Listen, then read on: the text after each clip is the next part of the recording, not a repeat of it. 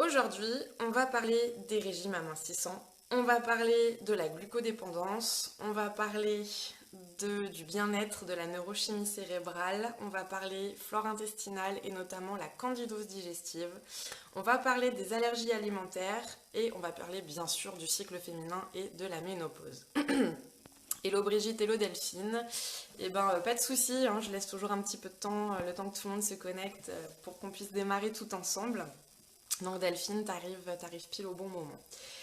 Donc comme je disais, restez bien jusqu'à la fin du direct, puisque c'est à la fin du direct que je vous proposerai une belle opportunité pour travailler sur soi. Hello Nathalie, et pour changer. Et donc je vous proposerai une offre, voilà. Avec une partenaire qui est parmi nous, qui est Pauline. Alors, les fringales, les compulsions alimentaires. Ouais, t'as 4 filles qui n'arrivent pas à rentrer, Pauline, mais là, comme je suis sur le direct, tu vois, si je coupe pour les faire rentrer, c'est compliqué. Ce qui serait idéal, ce serait que Eva se connecte entre-temps et qu'elle puisse accepter les filles.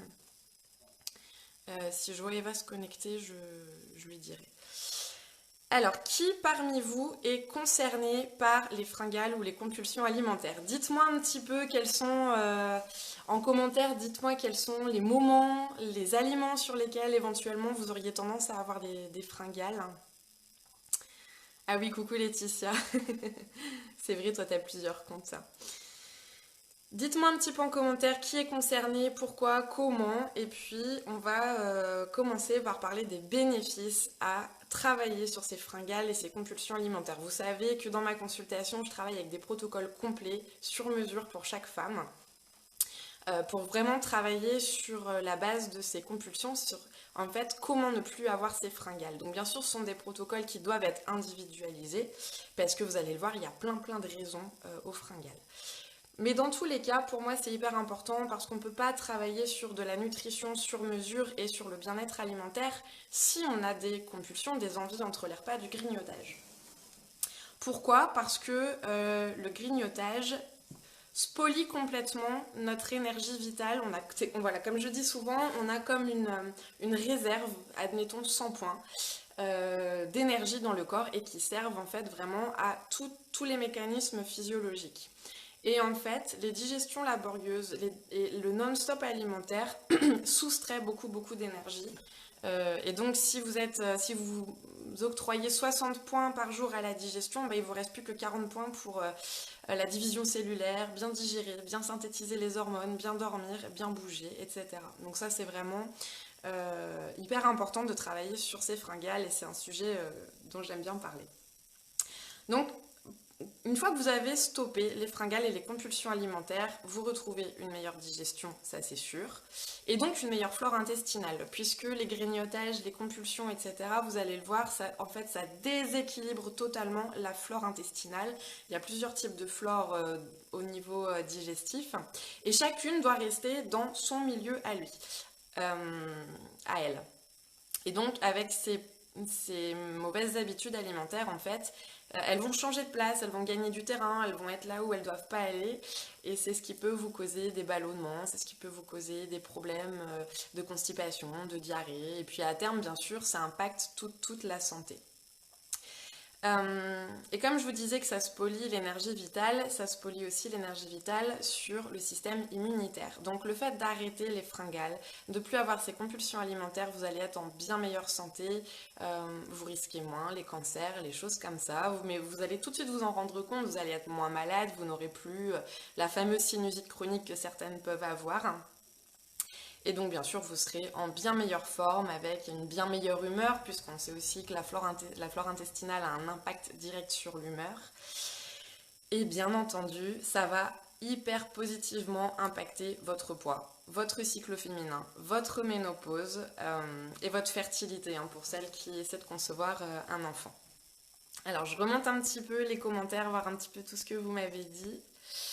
La question, bien sûr, c'était qui a des fringales, qui a des compulsions alimentaires. Waouh, vous avez été super nombreuses à répondre, c'est cool. Alors, le sucre, Après le repas du midi, quand le moral n'est pas là, toute la journée des fringales de sucre.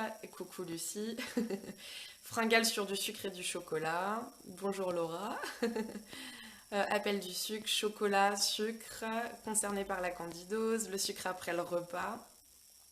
Coucou Mylène, alors toi c'est plutôt le soir après le dîner, du sucré aussi, les fringales, les goûters sucrés, tout ce qui est sucré, le miel, le chocolat vers 17h. Alors Emma, 17h, c'est un moment physiologique pour manger, mais effectivement autre chose que du sucre, on va en parler un peu. Le chocolat, plutôt des fringales salées pour Flo. Brigitte, ça dépend des jours, c'est surtout le soir après le repas. Ouais, alors ça on va en parler, le fameux grignotage du soir, hein. Et le soir devant la télé, chocolat. Fringales et compulsions, les deux dans la journée, le chocolat, sous toutes ses formes, autre sucre. Alors que tu es suivi par une Nutri-Naturo, le confinement et le stress t'ont remise dans le besoin du remplissage. Ouais.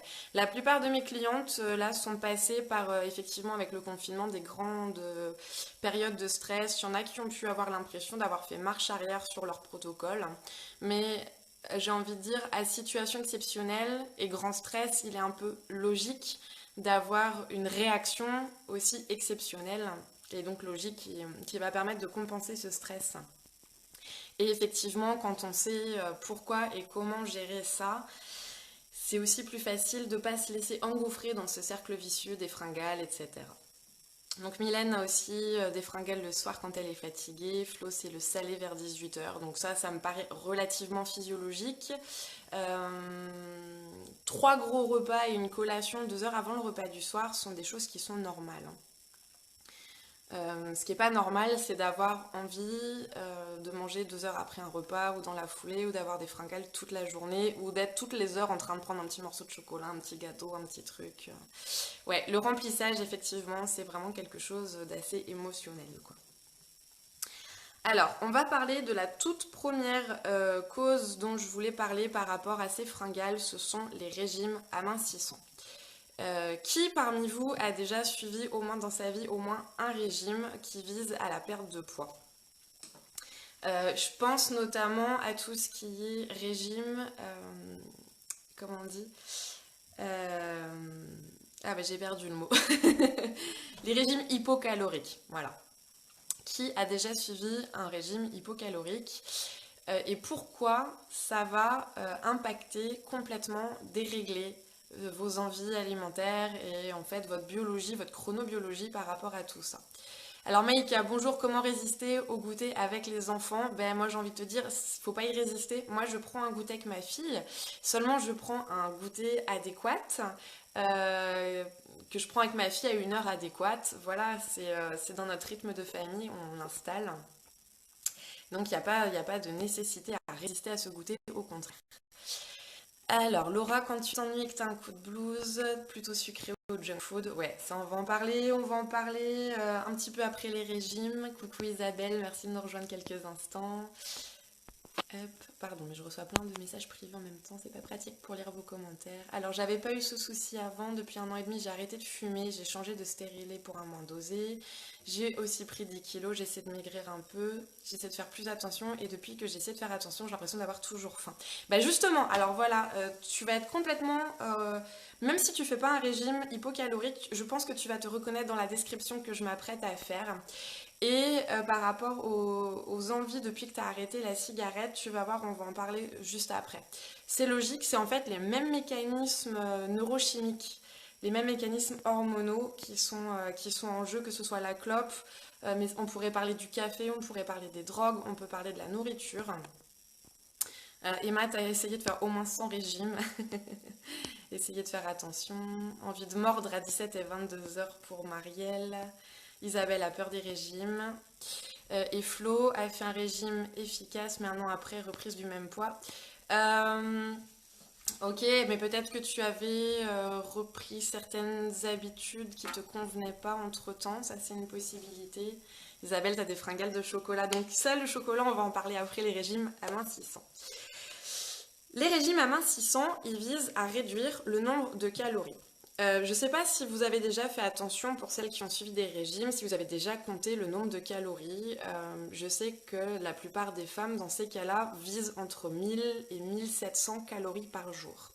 Mais pour être en bonne santé, une femme a besoin d'au moins 2000 calories par jour. Voilà, déjà, première chose. Et bien sûr, il faut que ces calories soient intéressantes. Il faut qu'elles soient riches de bonnes protéines, de bons acides gras, de bonnes vitamines, de minéraux et d'oligo-éléments, parce que tout ça, c'est vraiment à la base des fonctions physiologiques du corps. Alors, Christine a fait plusieurs régimes, repris après, sauf celui avec le naturopathe. Moins perdu, mais pas repris, ouais. Ça paraît logique, effectivement. Après, je sais pas ce que propose ton naturopathe. Moi, arrivé à un certain niveau dans la perte de poids, je propose des compléments alimentaires en fait qui vont aller booster un petit peu le métabolisme, parce que le métabolisme, il va toujours venir s'adapter.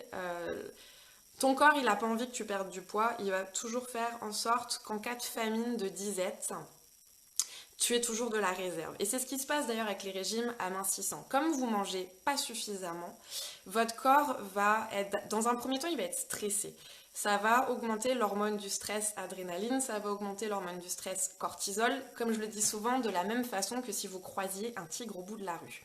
Ça, c'est un mécanisme qui est là pour votre survie, parce que dans la nature, vous croisez un tigre, il faut soit attaquer, soit le fuir pour continuer à, je sais pas, continuer à créer des êtres humains pour que la race humaine survive, quoi. Donc voilà, ça passe par l'hormone du stress qui, à petite dose ou dans des moments bien choisis, va vous permettre cette survie. Le régime amincissant, le manque de calories, le manque de nourriture, il va faire la même chose. Sauf qu'à un moment donné, comme ces hormones du stress augmentent le métabolisme, à un moment donné, ça va être épuisé. Et donc, pour contrebalancer, ça va affaiblir la thyroïde. Et une thyroïde affaiblie, elle va, pour équilibrer, donc, réduire, ralentir le métabolisme. Et c'est à partir de là, déjà, qu'on va commencer à stocker les kilos en vue de la prochaine famine, quoi. Et d'ailleurs, j'ai eu une cliente il y a quelques mois de ça, l'année dernière, qui est venue me voir pour de la perte de poids. Et quand je lui ai demandé concrètement ce qu'elle mangeait, je pense qu'elle elle ne mangeait rien. Et moins elle mangeait, et plus elle prenait. Et elle est sortie de la consultation me disant « j'ai faim ».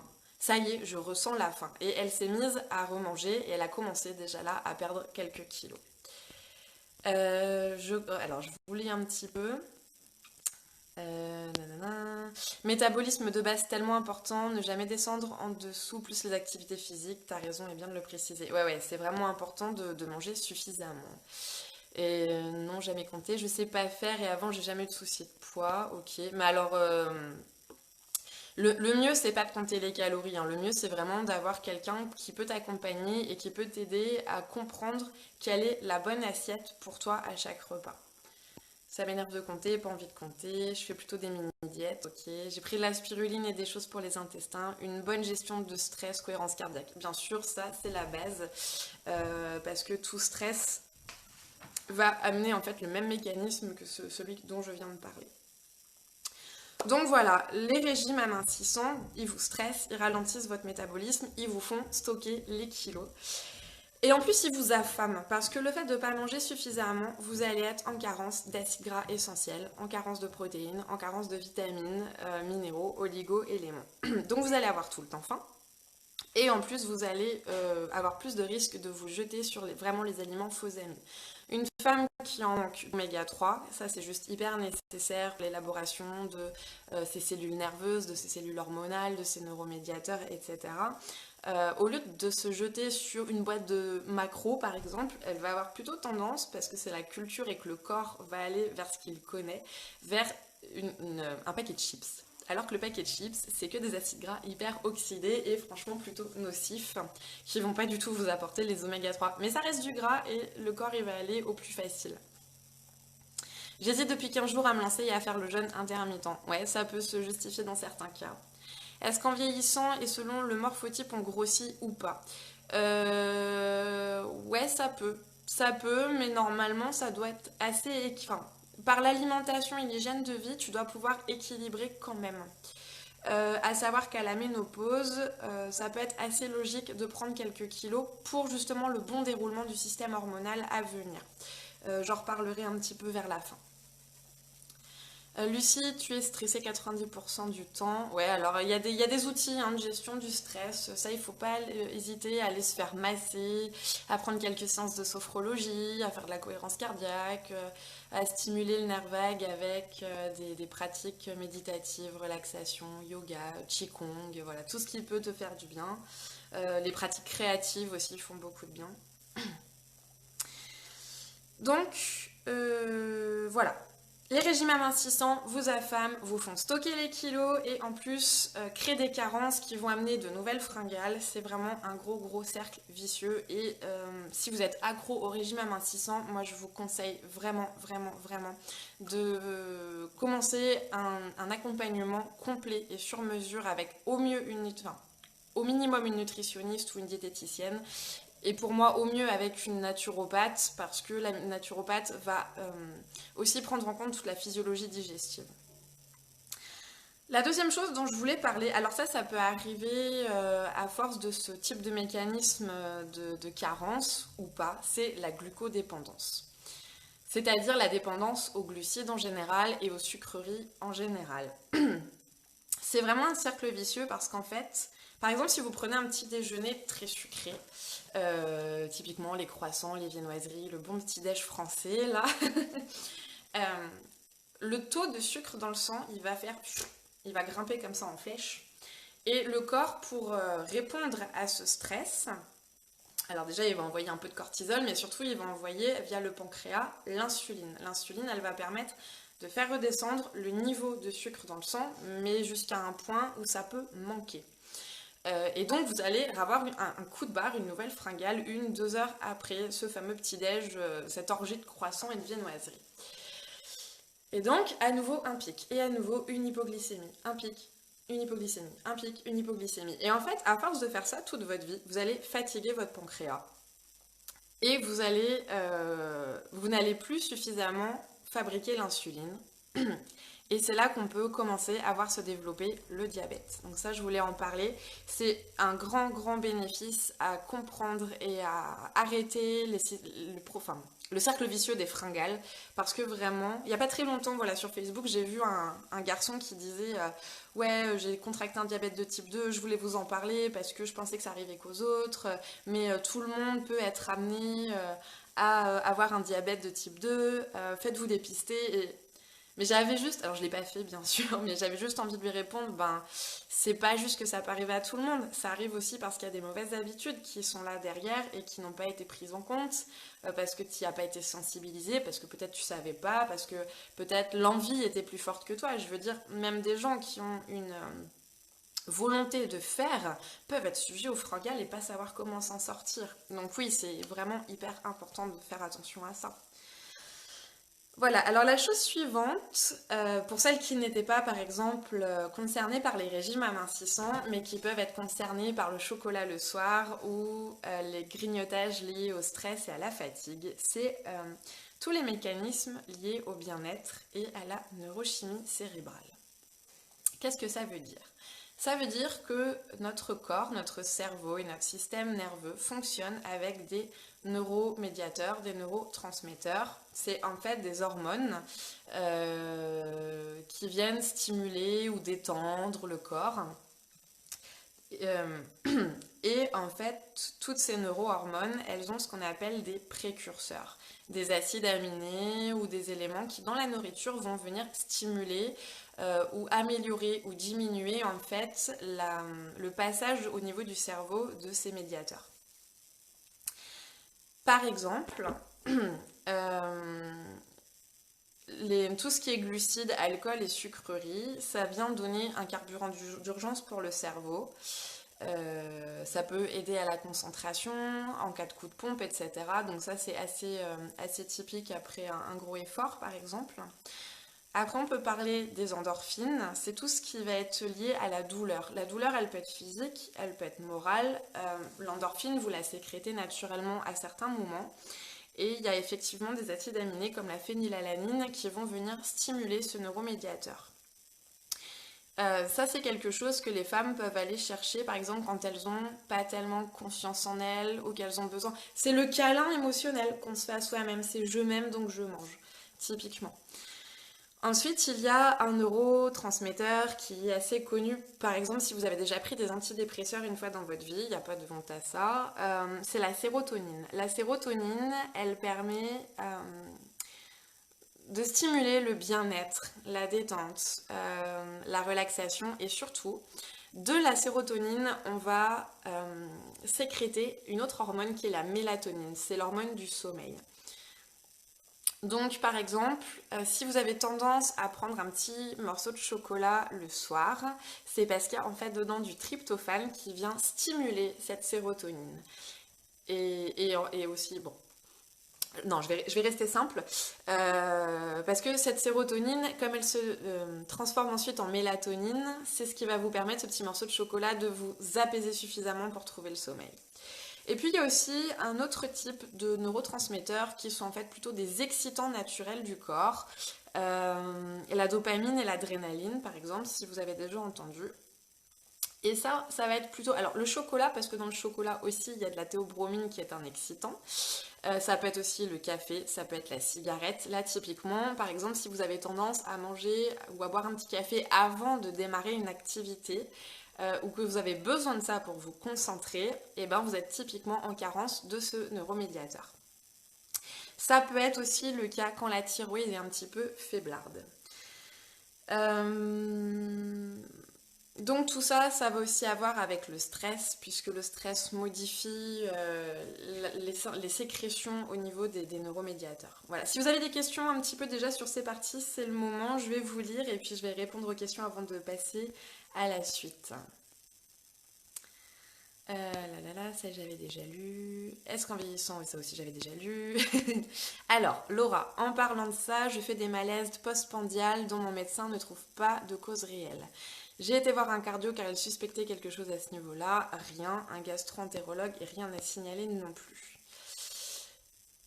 Et bah alors là, mystère et boule de gomme. Moi, j'ai jamais vu de cas comme celui-là dans ma consultation. Là, comme ça, il faudrait qu'on creuse un petit peu la question. Et que peut-être tu continues à faire quelques examens, parce que oui, c'est un peu bizarre. Isabelle, tu vas troquer le chocolat contre la guitare? Oui, tu peux, effectivement. Laurie, t'as vraiment un souci avec le café. Ça peut être une thyroïde un petit peu faible. Il faut regarder aussi un petit peu à quel moment tu le bois. Le café du matin, comme je t'en avais déjà parlé, il ne faut pas l'arrêter du jour au lendemain, mais tu peux commencer à te tourner vers des équivalents moins nocifs qui restent un petit peu excitants, ou en tout cas un petit peu légèrement stimulants, adaptogènes. Donc ça c'est possible.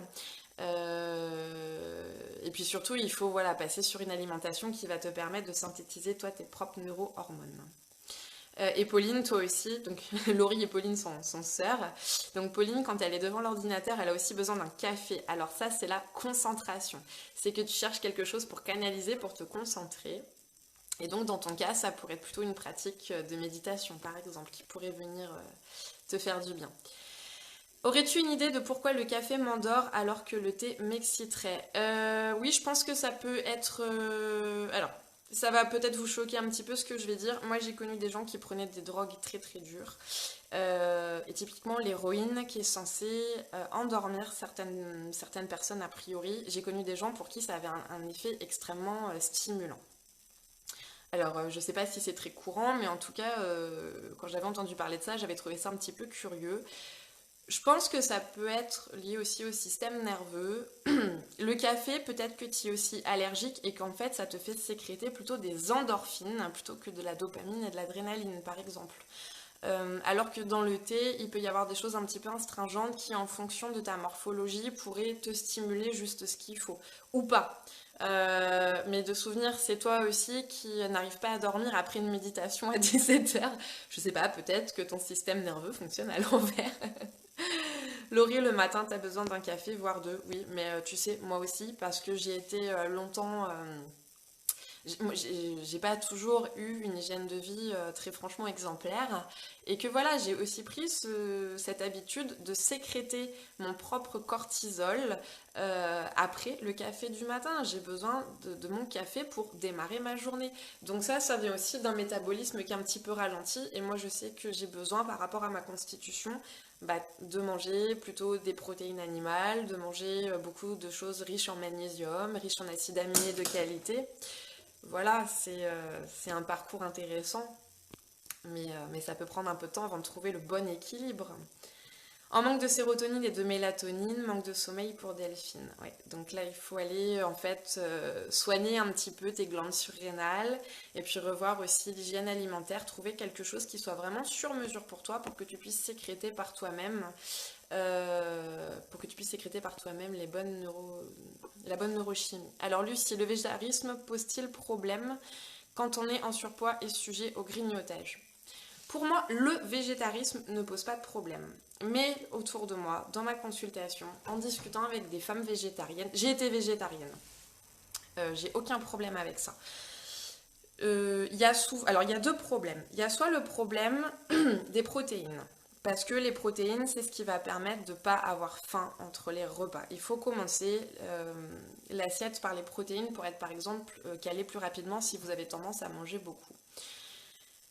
Et il y a beaucoup de végétariennes qui sous-estiment un petit peu la part de protéines végétales ou qui ne vont pas aller chercher en quantité suffisante chacun des acides aminés. Donc ça peut poser un premier problème.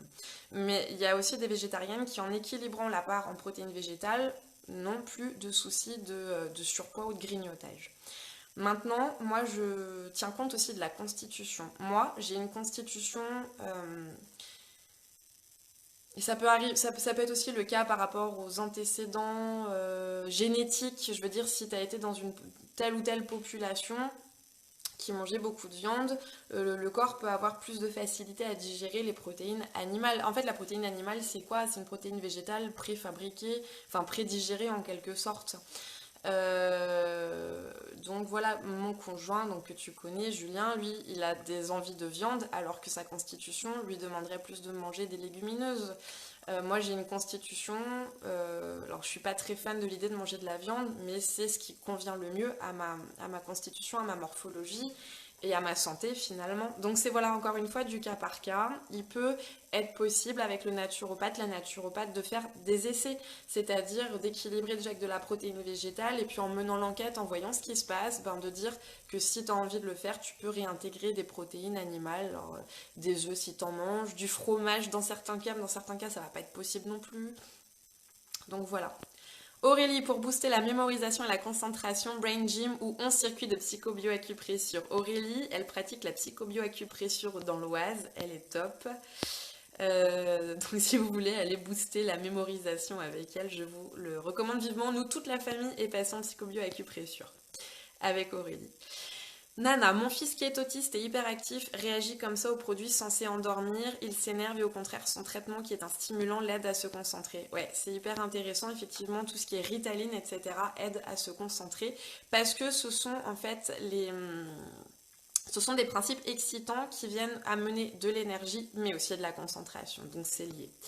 Lucie, si ça vous intéresse, ancienne addict au café, pour le matin j'ai remplacé par spiruline et infusion avec gingembre et citron. Et alors là, je reviens sur mes histoires de constitution. Moi, si je bois du citron le matin, je me déminéralise et c'est le cas pour beaucoup de femmes qui sont en train de me regarder. Donc attention, moi j'aurais plutôt tendance à proposer gingembre, romarin, chicorée, des choses comme ça. Quel est le lien entre les neurotransmetteurs cités et les fringales? Alors comme je le disais, dans certains aliments, tu vas trouver ce qu'on appelle les précurseurs.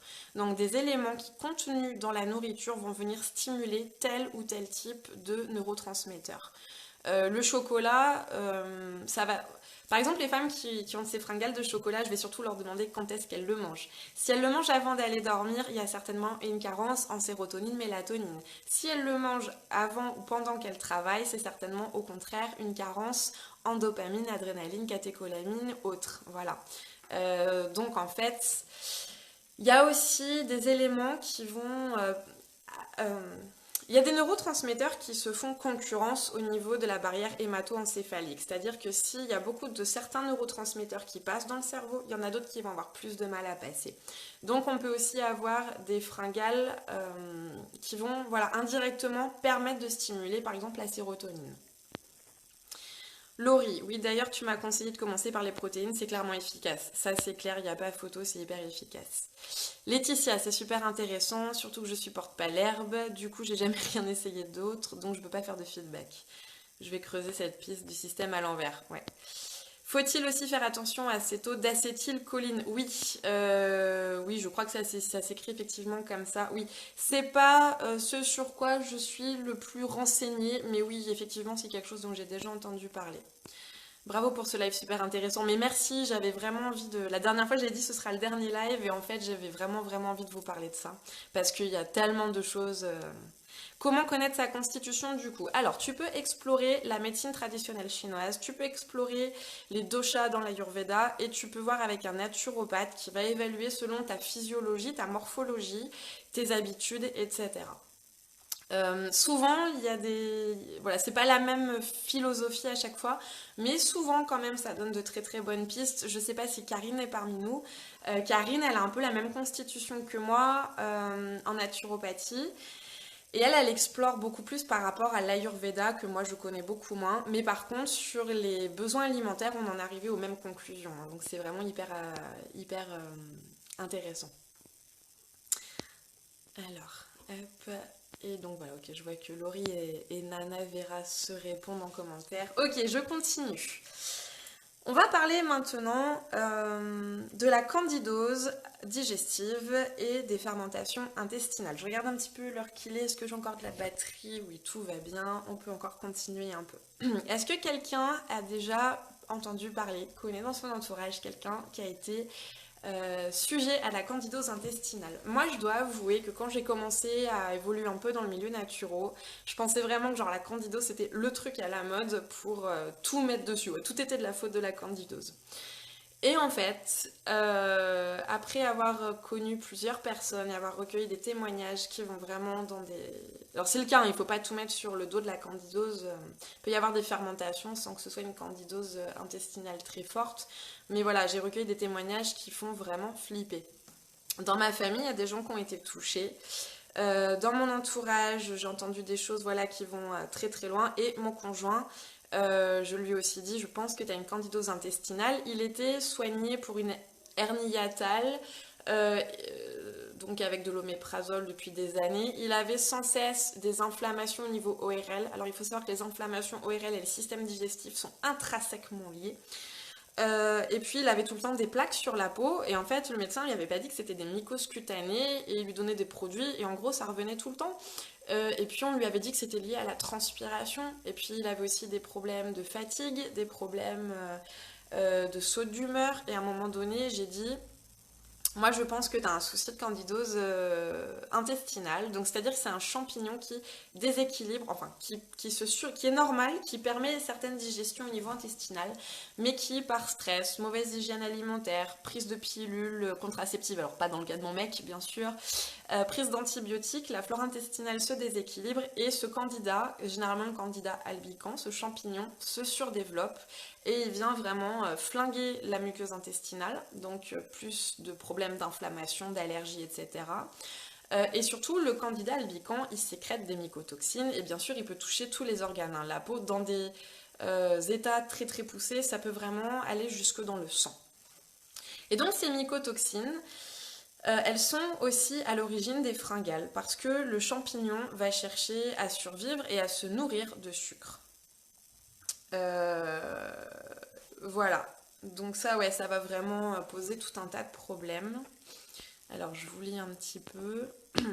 Lucie, ouais, toi, tu as eu une candidose, avec notamment dépression comme symptôme. Non, mais c'est tragique. Voilà, un des témoignages que j'ai déjà entendu parler. C'est un homme qui a eu une candidose dont il n'arrivait tellement pas à se dépêtrer qu'il en a fini par se suicider, quoi. Tellement, effectivement, sa dépression a été forte. Dans mon entourage, je suis connue des gens qui tombaient dans les pommes. Alors voilà, Angélique, enfant, t'as pris du Fingizone, comme t'as eu beaucoup de difficultés à digérer. Ouais, le Fingizone, moi c'est quelque chose que j'ai eu au tout début de l'allaitement pour Yuna et moi, parce qu'on avait suspecté une mycose mammaire. Bon, a priori, c'était peut-être pas ça. Et en fait, Julien, donc ce que je lui ai proposé, c'est d'abord de commencer par des choses naturelles, un réglage alimentaire, bien sûr. Et oui, il y a eu du mieux. Mais ça suffisait pas et c'était très dur pour lui de passer que par du naturel. Alors aussi parce que Julien, il a tendance, mon conjoint donc, il a tendance à prendre, pas forcément de façon très rigoureuse, les compléments alimentaires, les choses comme ça. Donc moi, je lui ai proposé pour lui, quoi, pour qu'il puisse gagner du temps parce qu'il faut vraiment pouvoir se débarrasser de ça, c'est de faire un traitement classique. Donc il a fait avec une docteure homéopathe, mais voilà, qui lui a proposé un médicament pendant, je sais plus, 8 ou 10 jours. Il a refait une dernière fois ses traitements locaux pour la peau et effectivement c'est plus revenu. Et maintenant on travaille sur d'autres choses. Bien sûr, il y a toujours le réglage alimentaire, des compléments alimentaires. La candidose digestive c'est assez long, mais il a beaucoup moins de fringales qu'avant. Il a plus autant de sauts d'humeur. Il a plus du tout de problèmes de peau. Donc voilà. Ouais, difficile de savoir si c'est une candidose ou pas. Effectivement, sachant que ça peut aussi se dérégler dans l'autre sens, plutôt avec une flore bactérienne, etc. Ça, c'est vraiment. Il y a des tests à faire, des tests qu'on peut faire à la maison, il y a des tests qu'on peut faire avec des échantillons en coproculture. Donc, concrètement, vous envoyez un morceau de cacao au labo. Mais voilà, comme on est tous porteurs du candidat albicans, hein, comme je le disais, il participe à une digestion normale, c'est un peu difficile des fois de savoir. Le fait en tout cas de commencer par un réglage alimentaire des fois peut suffire et puis des fois en tout cas ça permettra de confirmer qu'il y a bien ce problème-là. Stéphanie, ton chéri a des plaques rouges et surtout lors de fortes chaleurs, ça peut venir d'une candidose ou pas, hein. Ça, des plaques rouges au soleil, ça peut être une lucide, ça peut être une déminéralisation, ça peut être circulatoire, ça peut être plein de choses. Voilà, donc pour la candidose, ouais, donc qui envoie vraiment au cerveau des mycotoxines. Je ne sais pas si vous connaissez dans le même genre, comment ça s'appelle là, ce truc que les femmes enceintes doivent absolument éviter. On dit que ça vient des chats, mais c'est très rare que ça vienne des chats maintenant dans notre culture. Je perds mes mots ce matin, j'ai trop de choses à dire. La toxoplasmose. Vous savez que la toxoplasmose, quand elle, c'est un indésirable qui se trouve dans la flore intestinale des chats. Rarement dans les... Enfin, c'est beaucoup plus rare maintenant dans les chats qui vivent à l'intérieur, mais en fait, c'est quelque chose qui va d'abord atterrir dans le ventre, dans le système digestif de la souris. Et la souris qui naturellement ne veut pas être mangée par le chat. Mais une fois qu'elle est infectée par la toxoplasmose, elle va complètement... Merci les filles, je vois que vous, ouais, vous suivez. Je vois que... Pardon, je reprends le fil. Une fois que la souris est infectée par la toxoplasmose, elle va au contraire aller chercher à se faire manger par le chat parce que cette toxoplasmose sécrète des choses qui au niveau de son cerveau lui font complètement changer de façon de faire les choses quoi en fait. C'est vraiment hyper impressionnant. Donc voilà, la candidose elle peut aussi agir un peu de cette façon-là. Alors Lucie, je sais pas si c'est un bon conseil, j'ai grillé en supprimant totalement laitage, levure, sucre, gluten pendant 4 mois. Ouais, effectivement, c'est un peu la base parce que déjà dans le laitage, il y a du lactose qui est un sucre et que comme je le disais, le candidat se nourrit et se développe avec le sucre et les levures. Le gluten, c'est pas toujours nécessaire en fonction de ce qu'on peut proposer à la personne. Moi, j'évite de faire l'éviction du gluten total. Mais voilà, c'est un autre sujet. Alors, j'ai une candidose, j'ai une crise d'eczéma pendant 1 an, le corps couvert, visage, etc. J'ai encore quelques restes aujourd'hui, même si ça va mieux. Dans tous les cas, la peau, c'est clair que ça attaque. Ouais, ça attaque parce que la peau, c'est une sortie de secours pour les toxines du corps. Et en fait, si tu n'arrives pas suffisamment à éliminer... Alors, les toxines, c'est aussi des choses que nous, on produit, hein, les déchets cellulaires, etc. Mais c'est aussi beaucoup ce qui vient de l'alimentation, de la pollution autour de nous, les fringues neuves, les intérieurs pollués parce qu'on n'aère pas assez, parce qu'on repeint, parce que machin. Et donc voilà, tout ça, si t'en apportes trop à ton corps et que t'es sous-vital, que tu grignotes, que voilà, en fait, tu vas pas les expulser au fur et à mesure. Et il y a un encrassement du corps, une toxémie qui est réelle et qui va sortir par la peau. Ah oui, il y en a plusieurs parmi vous qui ont eu la toxoplasmose. Et Véronique, il a même eu enceinte, ouais. Alors moi j'ai entendu dire des femmes qui ont eu la toxoplasmose enceinte et qui ont réagi tellement vite avec les antibiotiques, tant mieux pour elles, qui du coup à la fin de la grossesse n'étaient toujours pas immunisées pour la grossesse suivante, les boules. Ok, alors maintenant on va parler un petit peu des allergies. Pourquoi les allergies alimentaires peuvent créer des fringales? Alors typiquement, là on va en parler des céréales à gluten, mais surtout le blé. Des fois, on peut être allergique au blé, mais pas spécialement aux autres céréales à gluten. Ça va être aussi le cas avec le sucre. J'ai envie de dire presque tout le monde est intolérant, allergique au sucre. Et ça va être le cas avec les protéines de lait de vache. Donc déjà parce qu'elles contiennent du lactose, qui est un sucre qui généralement ne va pas être suffisamment dégradé par les enzymes, mais aussi parce que les protéines de lait de vache sont tellement complexes à digérer. Pour celles qui ont l'habitude de suivre mes ateliers ou qui sont des clientes, vous savez, je vous explique tout le temps que la protéine, elle se décompose dans le système digestif en plusieurs fois et qu'à la fin, il y a une partie de morceaux de protéines qui doit aller servir à stimuler le système immunitaire. Mais en fait, les protéines de lait de vache sont tellement complexes à digérer, tellement longues à digérer, il va y avoir une surstimulation du système immunitaire et généralement une réaction inflammatoire.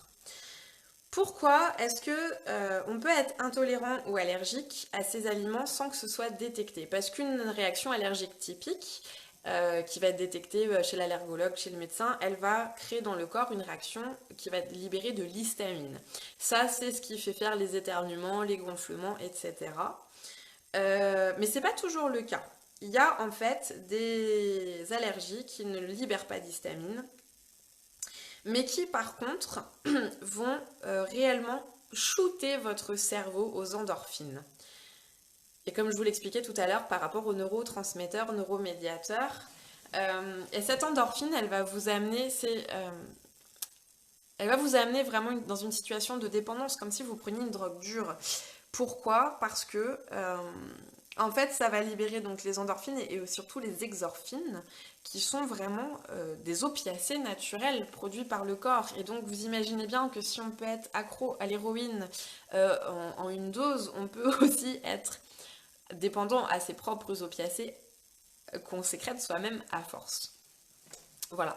Donc, que faire pour savoir et arrêter ces allergies alimentaires? Déjà, c'est de le tester pendant 8 jours, d'arrêter complètement la prise de tout fromage, de toute pâte, de tout gluten, de s'abstenir et puis au 8e jour de réintroduire l'un ou l'autre aliment, un seul à la fois, et de voir en fait si vos symptômes reviennent, si vous êtes à nouveau avec des troubles digestifs, si vous êtes à nouveau avec des troubles de l'humeur, si vous êtes... Voilà, c'est que oui, effectivement, vous ne digérez pas suffisamment ces éléments, ces aliments-là, et que ça vous amène ces sécrétions d'endorphines, exorphines, et donc bah, il va falloir passer par littéralement un sevrage. Donc ça c'est pareil, c'est au cas par cas. Moi, en consultation, je propose des protocoles avec des acides aminés, on va aller booster le métabolisme en évitant les carences. S'il faut, on passera par des compléments minéraux, vitamines, etc. pour vraiment ramener votre métabolisme, votre corps et votre psyché sur des envies beaucoup plus saines pour vous. Et au bout d'un moment, vous allez avoir du plaisir et des envies de choses qui sont bonnes pour vous. Mais il est clair qu'à chaque fois que vous allez reprendre une dose, parce que c'est ça, c'est une dose de produits laitiers ou de blé ou de sucre, oui, vous risquez de replonger. Tout comme un alcoolique, tout comme un accro à l'héroïne, voilà. En supprimant les produits laitiers, t'as perdu du poids sans t'en rendre compte, mais forcément, puisque les produits laitiers, ça vient dérégler tellement de choses dans le corps, hein, tellement de choses. Je suis pas étonnée. Voilà, et puis donc ça va amener les troubles digestifs, les troubles inflammatoires. Et puis donc voilà, c'est pas forcément des réactions qui sont évidentes et les examens peuvent revenir normaux. Alors si vous avez des questions un petit peu à nouveau sur la candidose, la flore intestinale et les allergies, je vous propose de les poser maintenant parce qu'après je vais parler un peu de cycle féminin et de ménopause. Alors Maïka, j'ai développé une intolérance au sarrasin, mais viens de remarquer qu'en prenant une farine de meilleure qualité, l'intolérance diminuait. Dur pour une pure bretonne habituée aux galettes, est-ce que ça peut être dû à la qualité des aliments? Euh, Moi, je pense que ça peut être lié au raffinage. Est-ce que quand tu manges ton sarrasin complet, c'est le cas? Est-ce que quand tu prends ton sarrasin un peu plus raffiné, c'est le cas? Enfin, voilà. La qualité, pour moi, c'est... Le sarrasin, c'est pas quelque chose qui souffre de beaucoup de mutations normalement, mais voilà, on n'a pas tous la même flore intestinale, on n'a pas tous les mêmes antécédents génétiques, hein. Comme je dis, par exemple, pour les oméga 3, il y a des personnes pour qui les végétariennes ou les végétaliennes qui ont besoin d'oméga 3, presque toutes, mais parce que tout le monde est en carence d'oméga 3, pour ne pas passer par des maquereaux et des sardines, c'est compliqué parce que si elles sont issues de familles de pêcheurs dans un passé lointain, le corps va vachement moins réussir à synthétiser les précurseurs des oméga 3 qu'on va trouver dans les huiles végétales par exemple. Il faut un foie en plus en super qualité, ça c'est très rare dans notre culture, donc c'est pour ça vraiment pour moi nutrition diététique c'est hyper important, c'est la base, mais pour moi la naturopathie elle va au-delà parce qu'elle explore vraiment toutes ces individualités. Donc ça c'est important. Alors Laetitia, je suis pas accro au café, je comprends mieux l'idée de l'allergie car clairement je ne lutterai pas pour ne pas faire de sieste. J'irai au lit mais du coup j'évite donc pas de dépendance. Tu évites le café pour pas avoir de dépendance du coup tu disais? Ou c'est par rapport à la sieste que tu évites? Je suis pas sûre d'avoir compris le sens de ta question. Aurélie, est-ce qu'un arrêt de 8 jours suffit? Pas besoin de 21 jours d'éviction. Non, je ne sais pas pourquoi on parle de 21 jours d'éviction. Normalement, bah, c'est pas normalement, moi j'ai toujours vu des résultats sous 8 jours. Et d'ailleurs, dans ma consultation, tout ce qui touche au système digestif, si vous suivez mes recommandations, sous 8 jours, vous avez des résultats. En tout cas, des résultats suffisants pour savoir si oui ou non l'aliment concerné est vraiment à incriminer ou pas. En 8 jours, tu dois avoir une réduction drastique des symptômes. Donc oui, tu peux être amené si effectivement tu te rends compte que c'est l'aliment que tu viens d'éviter pendant 8 jours et que tu viens de réintroduire au 8e, au 9e jour qui ramène à nouveau des symptômes. Il faut après 3 jours de prise pour vérifier. Oui, au-delà de ces 10 jours au total, tu vas savoir si tu dois éviter ou pas. Et il est possible qu'après 21 jours, tu te sentes encore mieux. Mais il y a beaucoup de choses hein, par rapport à ces 21 jours, les histoires de prise d'habitude, etc. aussi, mais il y a beaucoup d'amalgames qui sont faits par rapport au renouvellement cellulaire, etc. Voilà, faut pas tout confondre. Alors Chloé, à la sortie du confinement, j'aimerais voir quelqu'un qui puisse me suivre ou me conseiller sur mes repas, mais je sais pas si c'est mieux que j'aille voir une nutritionniste, diététicienne ou naturopathe. Alors la diététicienne, ou le diététicien, c'est quelqu'un qui a fait 2 ans de BTS, qui peut te prescrire des menus. Le nutritionniste, c'est un médecin, donc qui a fait 8-9 ans d'études en diététique, qui va aussi pouvoir traiter certaines choses. Et le naturopathe, la naturopathe, c'est quelqu'un qui a quand même généralement de bonnes bases en diététique, mais qui n'a pas le droit de te faire des menus semaine après semaine. Mais par contre, qui va te proposer des alternatives de traitement naturel, qui n'a pas le droit de faire du diagnostic non plus, mais qui peut proposer voilà, des conseils en plantes, en compléments alimentaires, et qui va aller travailler sur la physiologie digestive. Une diététicienne, généralement, tu as besoin d'aller la voir tous les 15 jours, c'est pas remboursé, ça coûte une blinde. Moi, mes clientes, je les vois tous les 2 ou 3 mois au besoin, voilà. Et puis, je propose toujours des suivis par email pour les petites questions qui ne nécessitent pas de refaire 1 heure de consultation à chaque fois, hein. Et puis je trouve que aussi la naturopathie, en tout cas, enfin, il y a plein de façons d'être naturopathe en France, comme c'est pas une profession réglementée.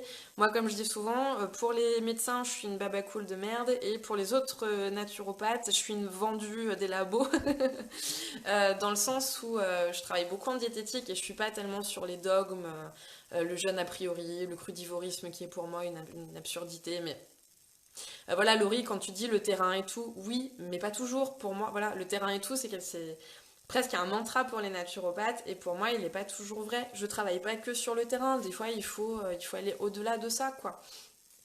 Et prendre vraiment en compte tout un tas de choses. Donc voilà, tout dépend.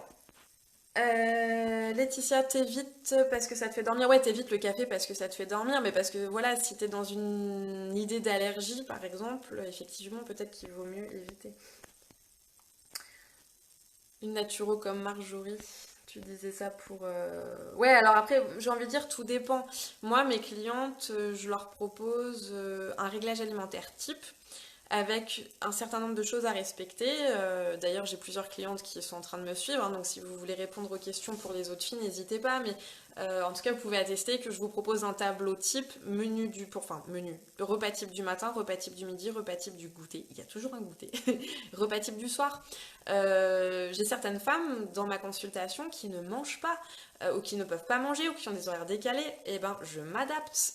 Tout le monde n'a pas les mêmes besoins, je m'adapte. Mais à l'intérieur de ces préconisations, vous mangez globalement ce que vous voulez. Il y a composer le repas type à chaque moment de votre journée. Et puis je donne toujours, ou presque toujours, sans cesse justifié, des aliments à éviter, à modérer et à privilégier. Voilà, c'est... pour moi, c'est quelque chose qui est beaucoup plus autonomisant qu'un menu que je vais vous donner toutes les semaines. Je suis en mesure de le faire, hein. Je veux dire, dans ma formation de naturopathie, j'ai été testée là-dessus. On m'a demandé de proposer des menus types très précis, donc je sais le faire. Mais j'ai pas le droit de le faire, légalement. Ok Laura, pas de problème, si à la sortie du confinement tu veux venir me voir. En attendant, vous savez que je pratique toujours par Skype, hein. Skype, Zoom, Facebook, voilà, en fonction de ce que vous avez besoin de faire. Comment stopper les fringales émotionnelles le soir quand il y a fringales ennui? Par le réglage alimentaire, en allant combler tes besoins, par des pratiques qui te sont adaptées pour aller stimuler le nerf vague et le bien-être. Ça, c'est aussi à discuter en fonction de ce que tu as envie de faire. Je veux dire, ça sert à rien de t'astreindre à faire de la cohérence cardiaque si ça te gonfle. Et puis ensuite, comme je disais, je propose des protocoles, moi, avec des acides aminés. C'est clairement pas le plus... C'est pas phytothérapeutique, c'est pas le plus naturel. C'est quand même des acides aminés qui sont extraits en laboratoire et tout, oui. Mais c'est quelque chose que tu vas prendre qu'à un moment de ta vie et qui va te permettre le temps de réadapter ton hygiène de vie, qui va te permettre en fait de réguler naturellement, relativement naturellement, ta neurochimie, contrairement par exemple à la prise d'antidépresseurs. Voilà. Je propose aussi des plantes, hein. Il y a des plantes qui ont des petites actions stimulantes de la sérotonine, mélatonine, je peux aussi les proposer dans certains cas. Mais ça, je ne donne pas de conseils généraux parce que j'ai pas envie que les gens fassent n'importe quoi. Et pour moi, c'est tellement important, il y aura tellement plus de réussite si vous passez par un protocole que voilà, ça se justifie. Vraiment, pour moi, l'accompagnement, c'est hyper important. Flo, j'ai une fibromyalgie, mon médecin a détecté une intolérance au gluten. Ok, ça peut. Des fois, je dis qu'elle n'est pas là, mais oui, bien sûr, des fois, il y a intolérance au gluten et il faut la respecter. Depuis que je fais très attention, je me sens mieux, moins gonflée, moins d'inflammation et de douleur. Ok. Et des fois, enfin, à partir du moment où tu te sens mieux, c'est cool, hein, je veux dire. Et des fois, on peut même aller encore plus loin. Il y a des fausses intolérances, alors pas toujours, je dis pas que c'est ton cas, des fois il y a des fausses intolérances au gluten. Avec le gluten, l'autre problème c'est aussi que si vous arrêtez le gluten pour voir pendant 8 jours et qu'au 9e jour vous reprenez le gluten en mode normal, contrairement aux autres aliments, c'est sûr que vous allez développer une intolérance au gluten parce que la réintroduction des céréales à gluten doit se faire de façon hyper douce, hyper lente pour restimuler les enzymes digestives tranquillement. En allaitement, on parle de 3 semaines car il faut que la mère élimine puis que l'enfant élimine l'allergène. Mais au bout de 8 jours, la mère, elle a déjà des résultats, je veux dire... Enfin, je sais pas si au bout de 3 semaines, toi, t'as vu une grosse différence, mais je sais qu'en allaitement, on parle de 3 semaines d'éviction pour les produits laitiers, par exemple. Pour moi, au bout de 8 jours, t'as déjà du résultat, généralement, si tu regardes. Allergie, intolérance, c'est compliqué en ce moment car j'ai de plus en plus de mal à digérer plein de choses. Je sais pas quoi manger, je mange plus de PLV, soja, viande, bœuf, poulet, agneau, chèvre, je supporte plus les oignons, échalotes. Ouais, ça c'est... ça peut venir de la flore intestinale. Peut-être que tu supportes plus tellement tout ce qui est soufré par exemple. Là c'est pareil, hein, ça vaut le coup d'aller creuser un peu plus avec peut-être, je sais pas, un spécialiste de la flore intestinale ou autre, par exemple. En plus, t'es à Paris, Camille, si t'as besoin d'adresse, on cherchera ça pour toi. Ok les filles, maintenant je vais vous parler des fringales qui sont liées au cycle féminin et à la ménopause. Déjà, j'ai pris beaucoup de notes parce que je voulais parler de beaucoup de choses et là je sais plus, je sais pas tellement dans quel sens commencer. Je vais commencer par le cycle féminin en tant que tel. Si vous me suivez depuis un moment, vous savez que le cycle féminin est constitué de plusieurs phases, notamment une première phase des règles à l'ovulation qui est sous l'influence des oestrogènes, et une seconde grande phase de l'ovulation aux règles qui est sous l'influence plutôt de la progestérone et dans une certaine mesure de la testostérone. La première grande phase sous l'influence des oestrogènes, elle permet de booster en fait toutes les hormones catécholamines. Donc tout ce qui est lié à la concentration, à l'énergie, etc. D'ailleurs, pour celles qui savent, ça y est, j'ai des nouvelles de mon livre, mais je sais toujours pas quand il sort. En tout cas, c'est quelque chose dont je parle dedans.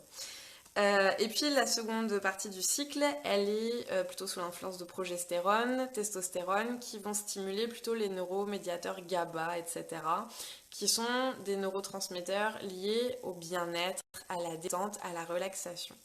Mais dans notre culture, on a souvent un cycle qui est déséquilibré avec trop d'œstrogènes et pas suffisamment de progestérone. Par contre, il peut y avoir quand même trop de testostérone en seconde partie de cycle. Et donc ça revient directement à la partie dont on parlait tout à l'heure par rapport aux neuromédiateurs. Du coup, en fait, c'est juste que les neuromédiateurs, la neurochimie cérébrale est déréglée parce que le cycle est déréglé. Donc là, on va aller travailler un petit peu sur la neurochimie, oui, mais on va surtout tendre à rétablir l'équilibre hormonal, bien sûr, qui est l'origine du problème, la grande cause. Ensuite, tout à l'heure, je vous parlais du stress qui booste un peu, enfin qui épuise les surrénales et qui vient fatiguer la thyroïde. Et une thyroïde qui est fatiguée, alors ça c'est vrai en cas de stress, ça peut être vrai jusqu'à aussi en périménopause, préménopause, ménopause, mais des fois même jusqu'à 10 ans avant la ménopause, on peut voir un affaiblissement de la thyroïde qui du coup va entraîner une diminution des hormones sexuelles dans le sang. Et donc, de fait, vous allez avoir tendance à avoir du coup plus de déséquilibre de la neurochimie cérébrale. Je ne sais pas si vous arrivez à suivre un petit peu, c'est vraiment c'est un bowling quoi.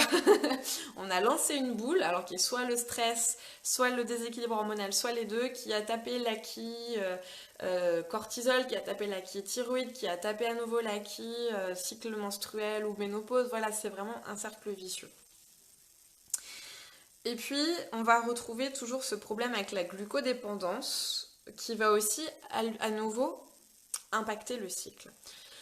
Pourquoi? Parce qu'à chaque fois que vous mangez du sucre, il va se passer plusieurs choses. Vous allez avoir une sécrétion plus accrue d'insuline dans un premier temps qui va augmenter le niveau de testostérone. Et la testostérone, chez les hommes, elle fait fondre les muscles, etc. Enfin, c'est surtout une élévation de la testostérone... je recommence. Une élévation de l'insuline chez les hommes fait baisser la testostérone pour eux. Chez une femme, ça augmente le niveau de testostérone et ça revient déséquilibrer à nouveau le cycle. Le sucre peut aussi inhiber la production du coup de LH, l'hormone lutéinisante qui permet l'ovulation et donc qui permet une sécrétion de progestérone en quantité suffisante. Donc cette élévation de la testostérone pour la femme, elle peut induire un problème de cycle hormonal, elle peut induire un problème de prise de poids, elle peut impacter mais le cycle jusqu'à avoir un syndrome des ovaires polykystiques, etc.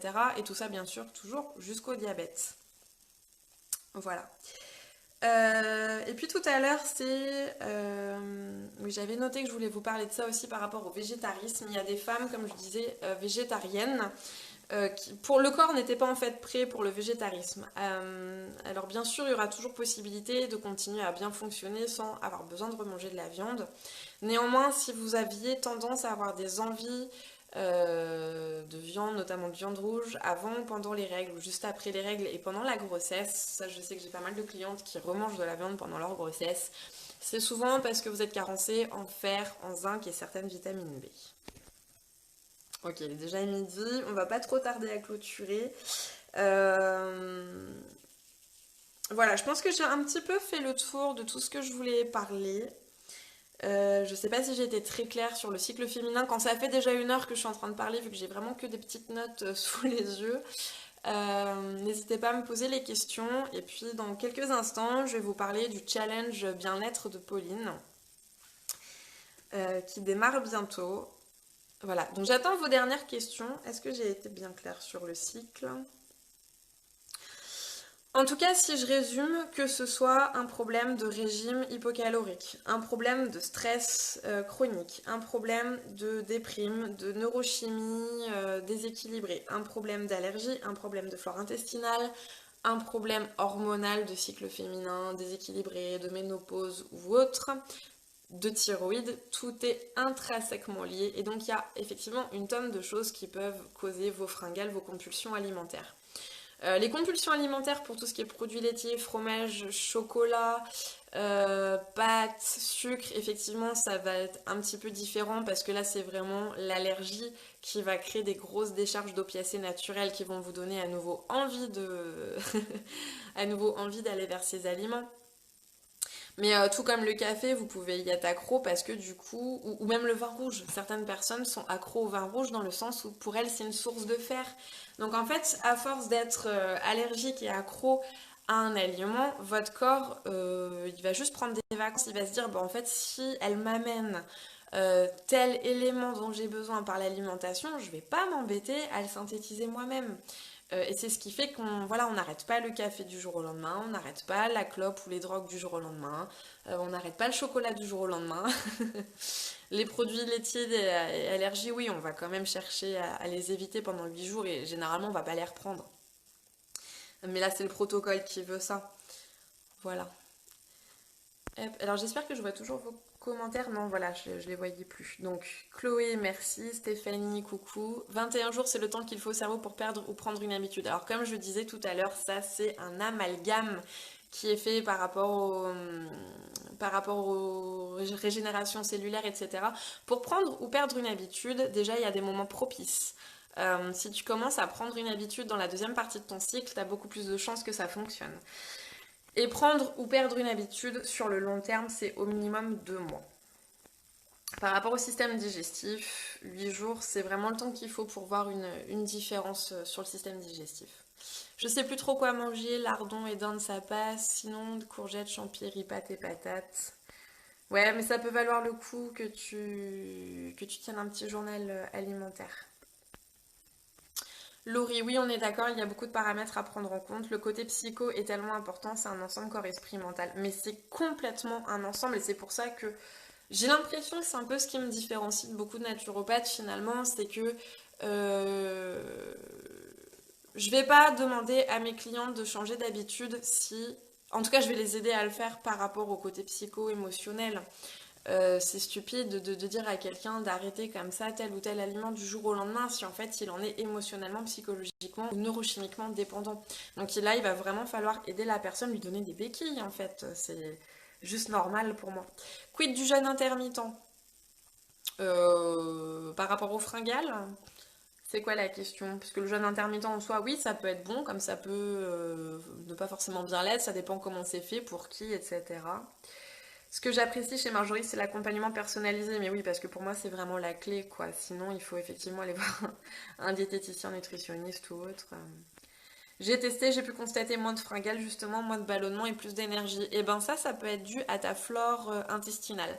Si tu as beaucoup de fermentation intestinale, effectivement, le fait de pratiquer le jeûne va aider ton système digestif à s'auto-nettoyer. Ça, c'est quelque chose qui ne peut pas se faire si on grignote tout le temps. Et donc tu vas réduire les ballonnements puisque tu vas permettre aux flores intestinales de se rééquilibrer, d'avoir plus d'énergie parce que ton 100 points là, de vitalité disponible dont je parlais au début du live, du coup, il est beaucoup plus disponible puisque tu fais autre chose que de la digestion inutile en quelque sorte. Donc oui, bien sûr, dans ce sens-là, ça peut aider. Lâcher prise dans la créativité peut être top complètement parce que ça vient stimuler le bien-être. Donc Isabelle, elle est art thérapeute et en ce moment elle fait des cercles de créativité en ligne si ça vous intéresse. C'est bien le nerf vague, celui qui est responsable des malaises vagos ou est-ce que j'ai mal entendu, confondu? Le nerf vague, il fait tellement de choses dans le corps. C'est aussi ce qu'on appelle le nerf pneumogastrique que, euh, que voilà, il a tellement de fonctions, hein, c'est dingue. Des adresses pour les spécialistes de... Ouais, alors il faut que je redemande à quelqu'un, mais je te l'enverrai en message privé. Ok Stéphanie, bon, j'imagine que tu as déjà dû partir entre-temps, Isabelle aussi. Pourquoi tu dis que dans notre culture, il y a un déséquilibre? Du... Un déséquilibre du cycle menstruel. Parce qu'on a dans notre culture des habitudes qui font qu'on perturbe les récepteurs œstrogéniques à cause des plastiques, à cause des carences alimentaires, à cause du mode de vie, etc. J'ai écrit pas mal d'articles, si tu veux que je te les envoie, il n'y a pas de problème. Difficile pour moi de tout saisir car je manque de connaissances sur les hormones. Tes explications sont très limpides, merci. Bah avec plaisir, hein, n'hésitez pas à me reposer les questions. Moi, ça fait 10 ans que je me passionne pour le cycle féminin, donc forcément, il y a des choses qui me paraissent évidentes et je sais plus tellement ce que ça fait de partir de zéro, donc n'hésitez pas à me redemander hein, quand c'est comme ça. Mais effectivement, j'ai écrit pas mal d'articles sur le sujet, donc ça peut être cool d'aller les relire. Est-ce que j'inclus les fruits quand je parle des sucres? Certains fruits. Dans le cas des candidoses, il y a des fruits qu'on peut conserver. C'est pour ça que nos poils poussent pendant le confinement, bah peut-être. Merci, merci, merci à vous les filles. C'est très clair sur les causes des fringales, comment les traiter, comment les stopper, plus de conseils. Comme je disais, c'est important d'individualiser. J'arrive trop tard, est-ce que l'atelier va rester en ligne quelques jours? Et non, les ateliers, je les garde, c'est au moment T. Hop, merci, bah merci à vous les filles. Pas de culpabilité, un raisonnement intrinsèque en prenant son temps, une flexibilité de solution dépendante, aucun dogme. Ouais, c'est hyper important pour moi de pas. Enfin, je veux dire, si je viens vous culpabiliser, déjà, il va y avoir un problème dans notre relation et je vais pas. Vous n'allez pas pouvoir m'utiliser pour atteindre vos objectifs bien-être, quoi. Donc ça, c'est clair. Vous pouvez pas gagner 10 ans de connaissances en 1 heure. Non, ça, c'est clair. Mais par contre, je peux aider à vulgariser et aller à l'essentiel quand c'est besoin.